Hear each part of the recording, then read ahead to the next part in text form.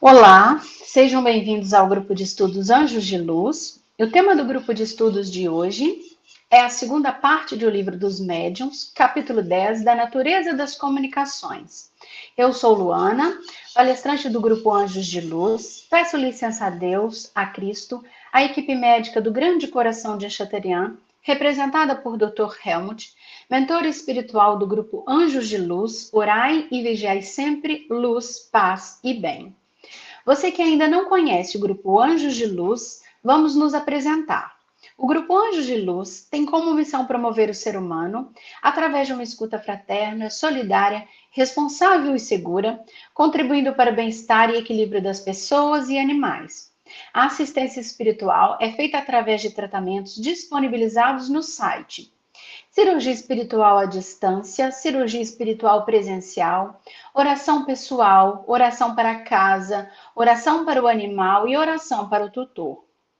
Os tratamentos são gratuitos, complementares e não dispensam acompanhamento com o médico. Acompanhe a programação online, divulgada todo o início do mês nas redes sociais. Mantra do perdão, amor e gratidão do Grupo Anjos de Luz. Hoje me perdoo e neste momento perdoo a todos. Peço perdão, sinto muito, eu me amo. Amo a todos, sou grato. Estou livre, todos estão livres. Assim é, assim será, está feito. Amém, amém, amém e amém. Decreto dos servidores da luz. Eu sou um corpo de luz. Eu acendo a luz em mim e ao meu redor.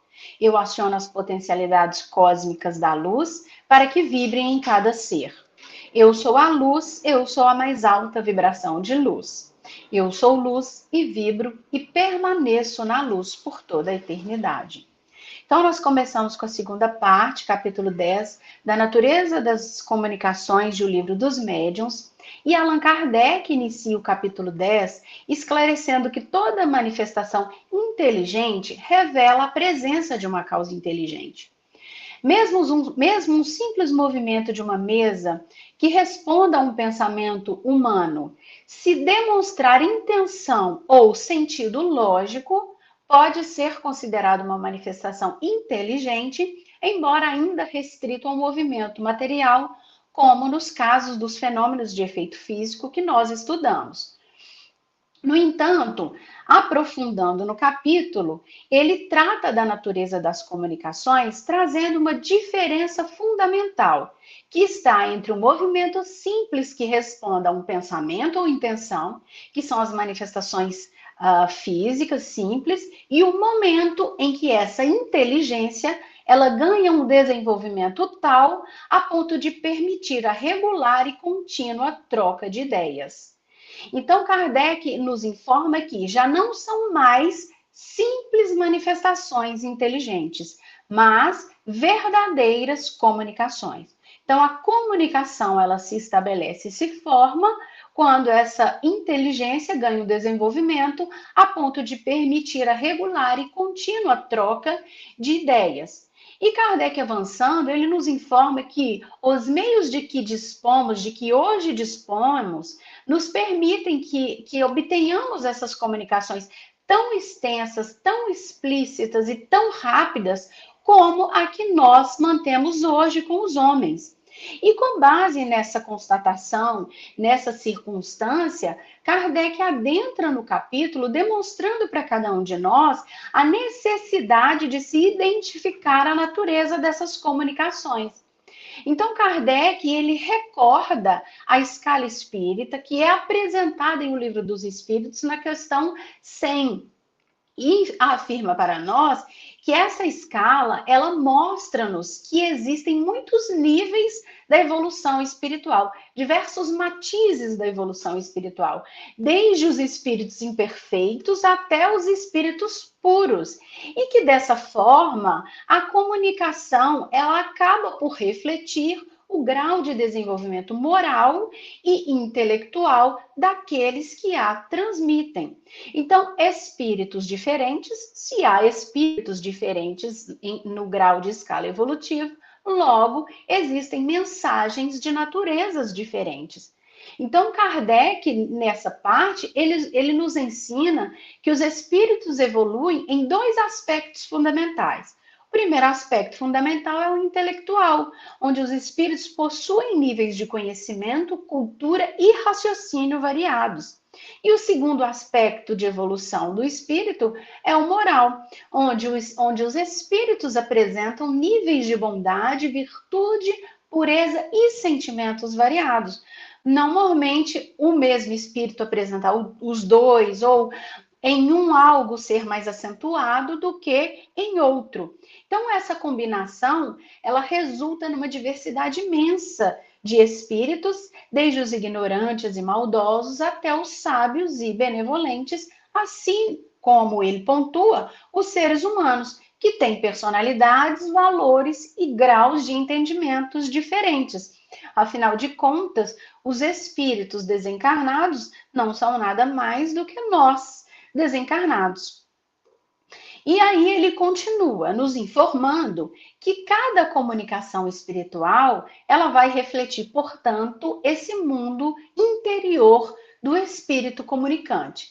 Se o espírito é evoluído, ele vai transmitir ideias elevadas, sábias e morais. Se o espírito é inferior, ele vai manifestar pela comunicação ignorância, ironia, grosseria ou maldade.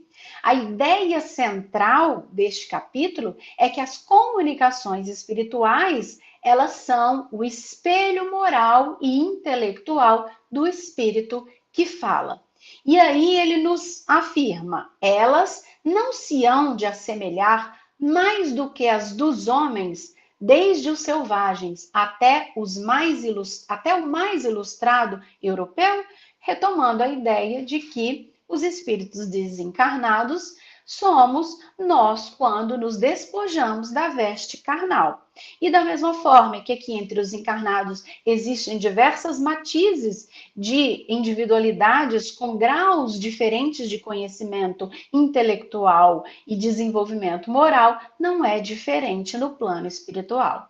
Então, Allan Kardec, ele compara o mundo espiritual ao nosso mundo material, onde os seres humanos vivem. Há espíritos primitivos e espíritos sábios, assim como há homens ignorantes e ilustrados. Do mesmo modo que as conversas humanas, portanto, variam conforme quem fala, as comunicações espirituais também variam conforme quem comunica. Então, com base nesse contexto, né, nessa constatação de Kardec, ele começa a dividir as comunicações. E aí ele diz, em 4 categorias principais se podem agrupar os matizes em que se apresentam. Então, Kardec, ele classifica as comunicações segundo os seus caracteres mais acentuados, agrupando-as em 4 tipos.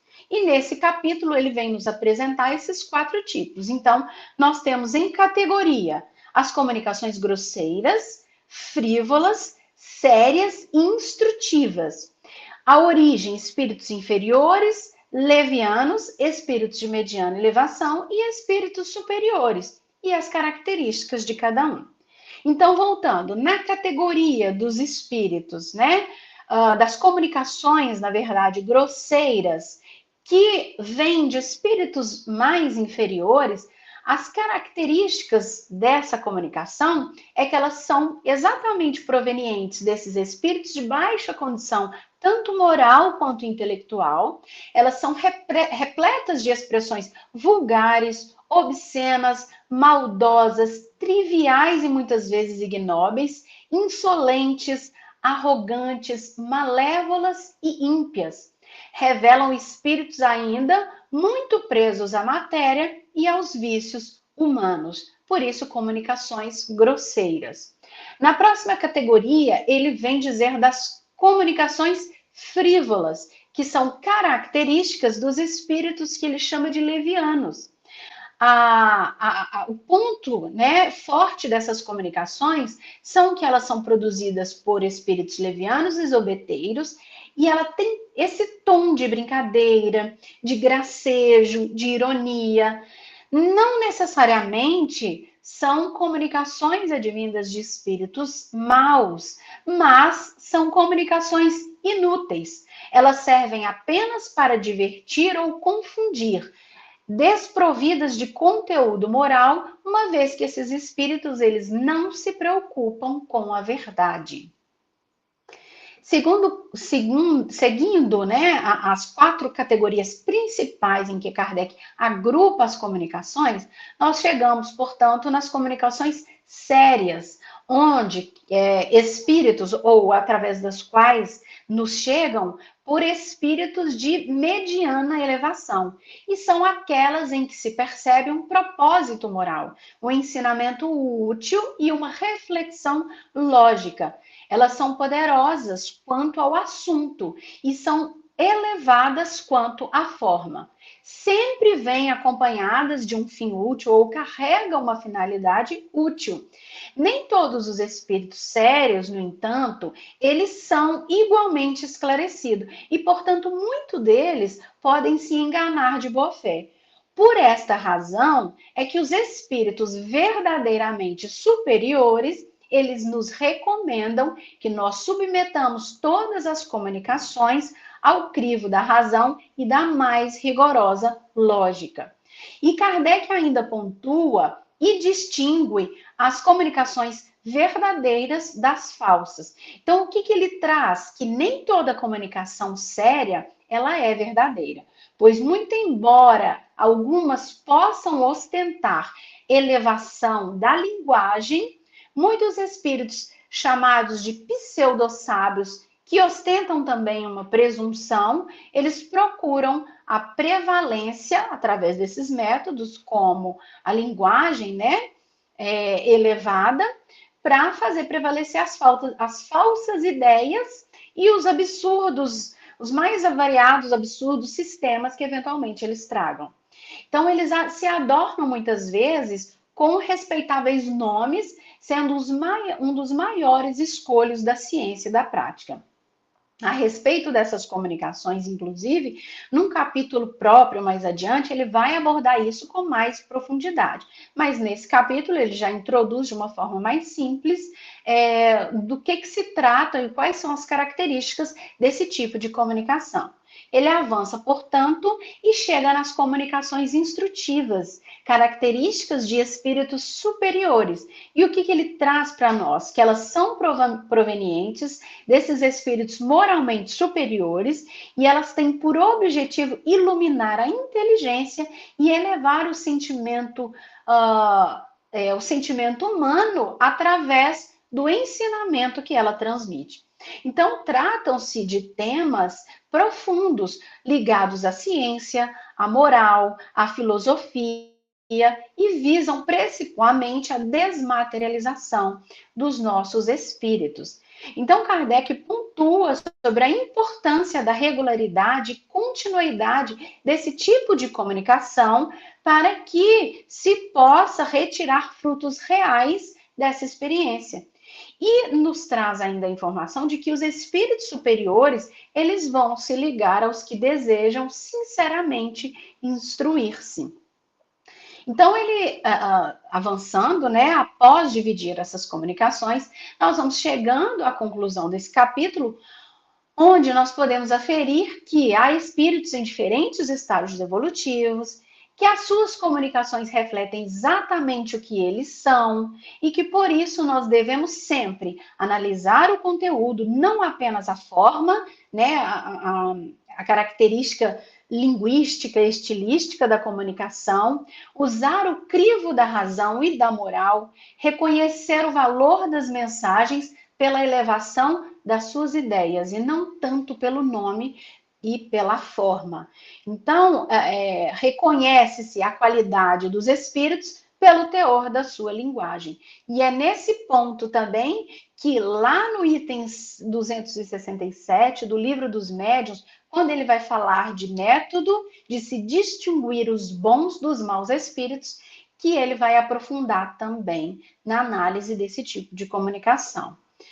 Então, Kardec, ele chega no último tópico desse capítulo dizendo o seguinte: são variadíssimos os meios de comunicação.